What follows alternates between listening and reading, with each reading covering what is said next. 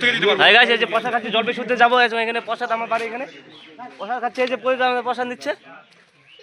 ঠিক আছে দেখুন কি তুই বাইতে আই পারবি না।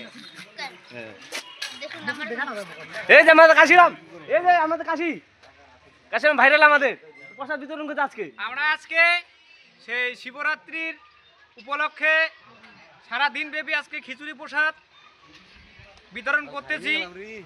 অবশ্যই আপনারা বাড়িতে না থেকে আমাদের মন্দিরে এসে প্রসাদ নিয়ে যান এবং খেয়ে যান এখান থেকে। শিবরাত্রির এখানে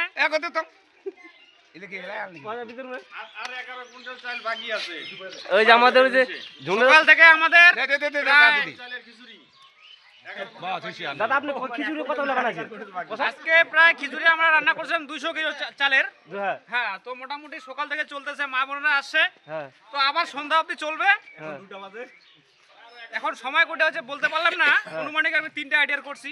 তো আর আবার কিছু লোক আসবে সেই আমাদের ভোলে বাবার সামনে। আশা করতেছি বা সবাই আহ্বান করেন আমাদের জন্য আগামীকালে একটু আগায় যেতে পারি। ধন্যবাদ। এই যে প্রসাদ খেলাম, প্রসাদ খেলে যে আমাদের ঘামে গেছে। ওরা আমাদের পার্টনার রোমান খাচ্ছে, বলতে ঘামে গেছে। রোমান ঘামেছে, রোমান বন্ধ সে প্রসাদ খাচ্ছে। আর লাগবে নাকি? লাগবে দাদা, আমি দেবো। হ্যাঁ, কেমন হচ্ছে প্রসাদ? কি দেবো? হ্যাঁ, এত ভালো খেলাম দুনিয়ায় কেউ। পেট একবার ভরে গেছে। পেট খাইতে হচ্ছে, ছাদটা খুব সুন্দর।